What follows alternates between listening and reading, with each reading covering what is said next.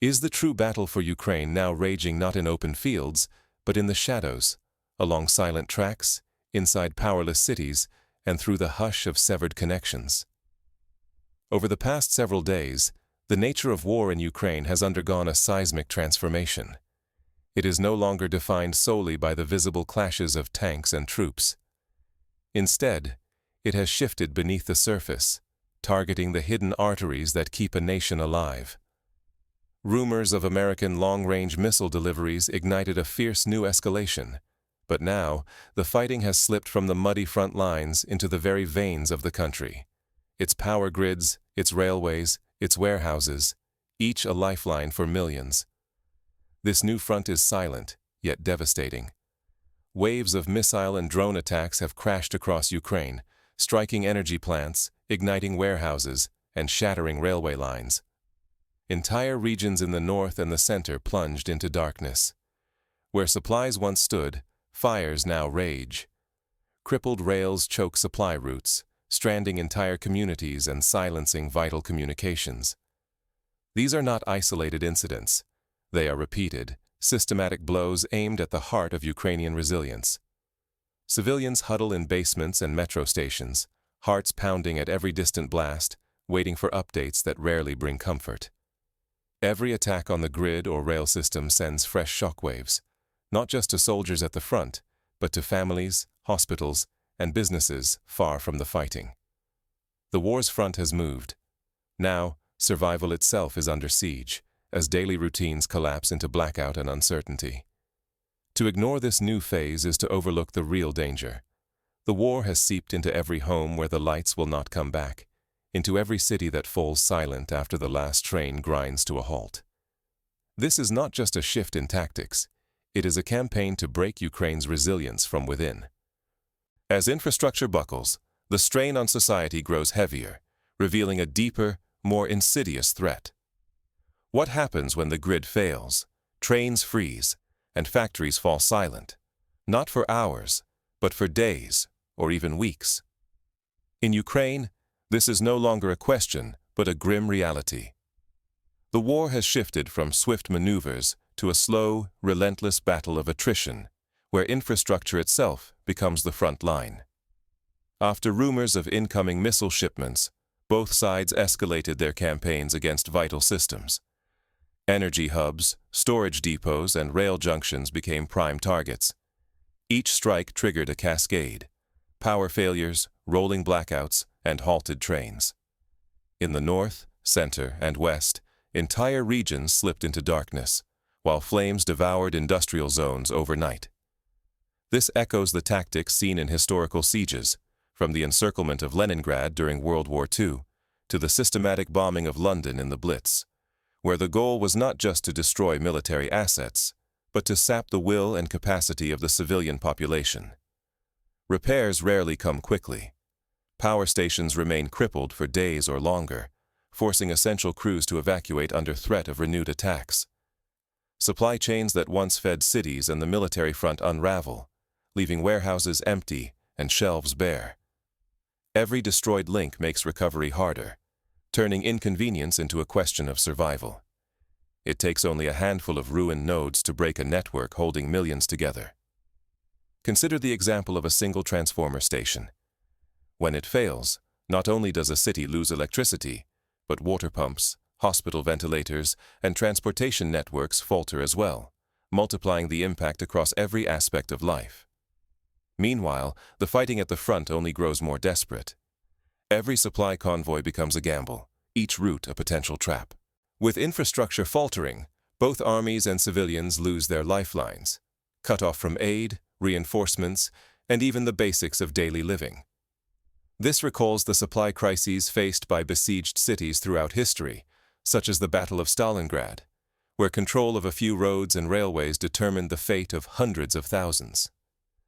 This is more than a change in tactics.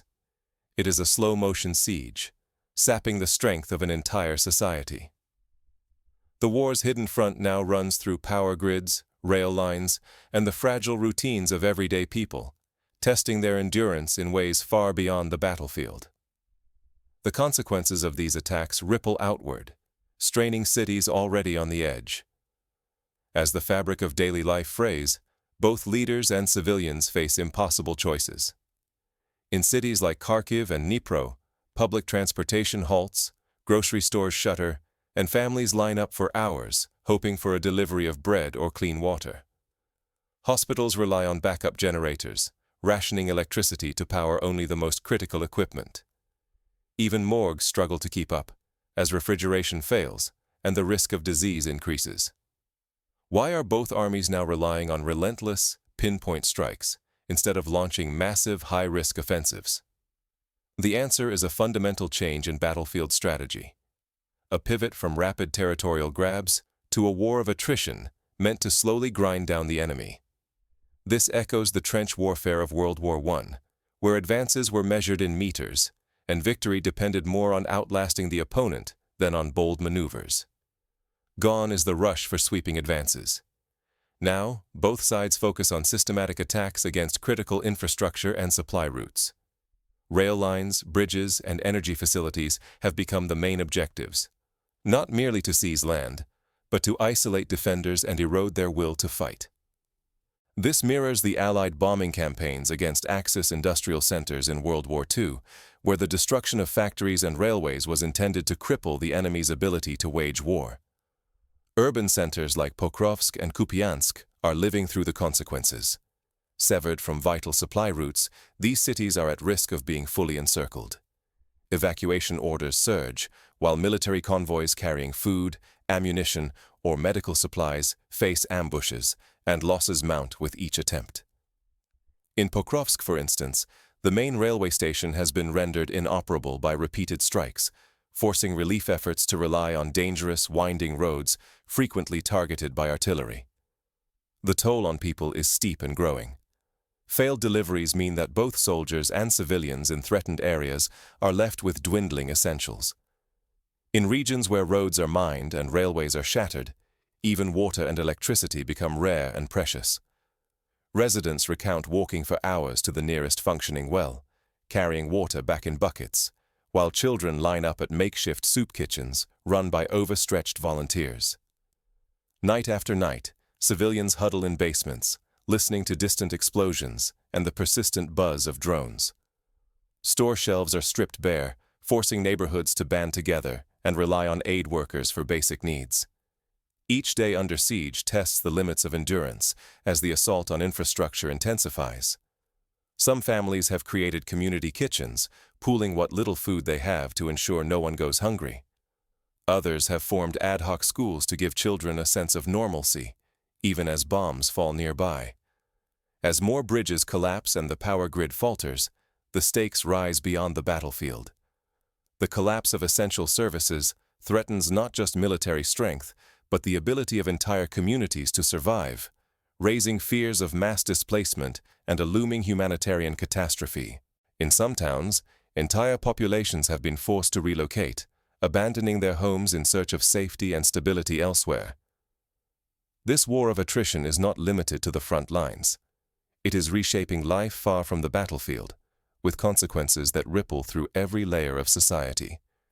Economies falter, schools close, and the psychological toll mounts. The trauma of war is no longer confined to those in uniform. It is etched in the faces of children, the elderly, and everyone caught in the crossfire. Can a nation survive when the lights vanish, when water ceases to flow, and when hope itself seems to evaporate? This question is not unique to Ukraine. Throughout history, nations under siege, from Sarajevo in the 1990s to Aleppo in the last decade, have faced the same existential test. Survival depends not only on military strength, but on the resilience and ingenuity of ordinary people. Across Ukraine, daily life is now counted in precious hours of electricity, the persistent drone of generators, and the fleeting moments when trains might move. Entire towns are swallowed by darkness for days on end. Water pumps stand still, heating systems fail, and transportation grinds to a standstill. In many regions, families huddle in their kitchens, boiling the last buckets of water, waiting anxiously for the power to return. The sound of a working refrigerator or the glow of a single light bulb becomes a small miracle. Major industries have been forced to halt their machines. Steel plants, machinery workshops, and food processing lines, once pillars of local economies, now sit silent and cold. Thousands of workers are left without jobs, and with every idle shift, entire communities watch their hopes for recovery slip further away. What starts as a technical crisis quickly becomes a human one, as savings dwindle and families fear there may be no work tomorrow. The closure of a single factory can devastate an entire town, as happened in the Donbass region, where the shutdown of coal mines left thousands without income. Humanitarian organizations scramble to keep pace as lines for aid stretch longer each day. Shelters are overcrowded and strained. Food and medicine run desperately short, especially as more families flee from areas near the front lines, escaping bombardments that render neighborhoods unlivable.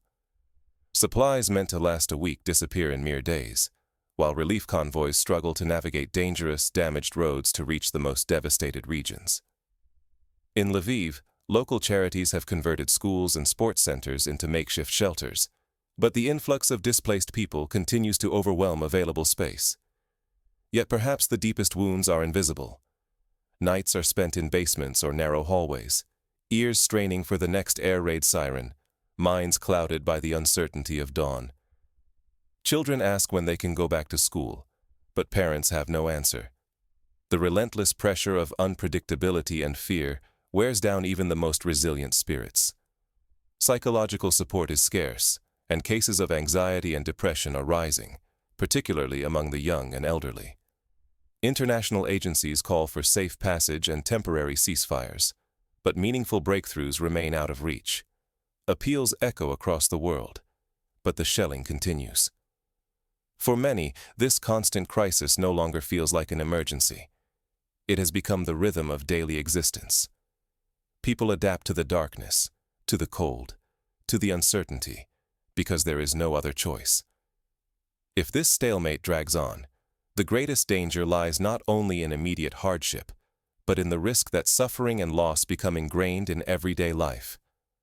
The longer this war grinds forward, the greater the challenge to rebuild, not only for individuals and families, but for the very future of the country itself. The scars of war, both visible and hidden, will linger for generations, shaping the nation's identity and its prospects for recovery.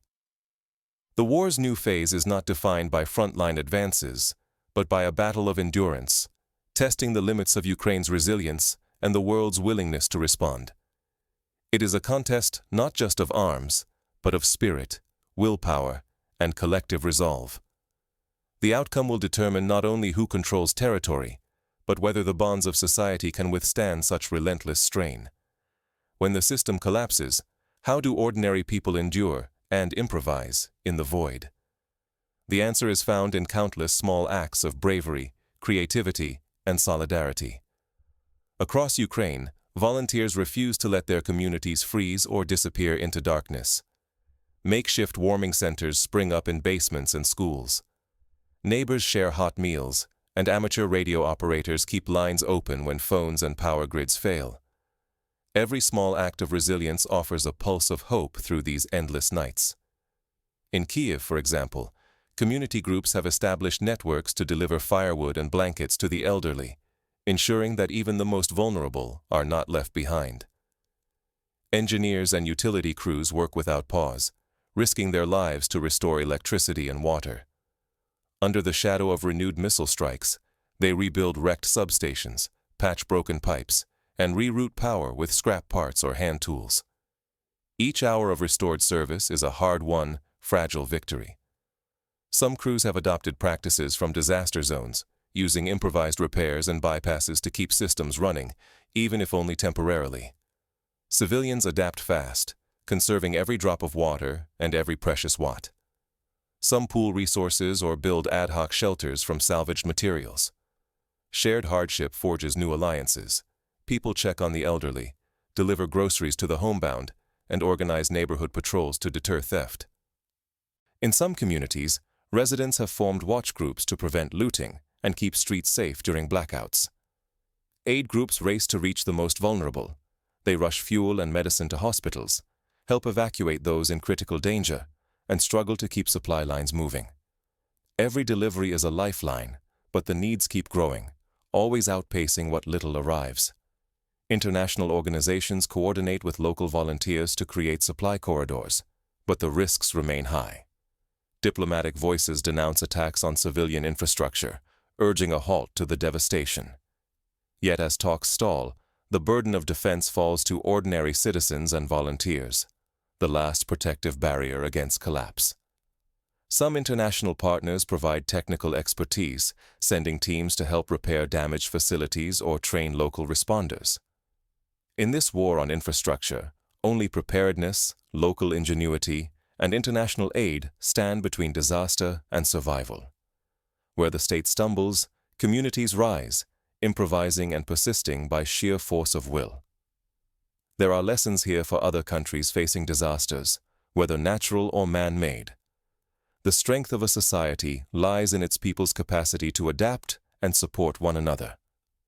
The war's front lines now run through every power plant and city block.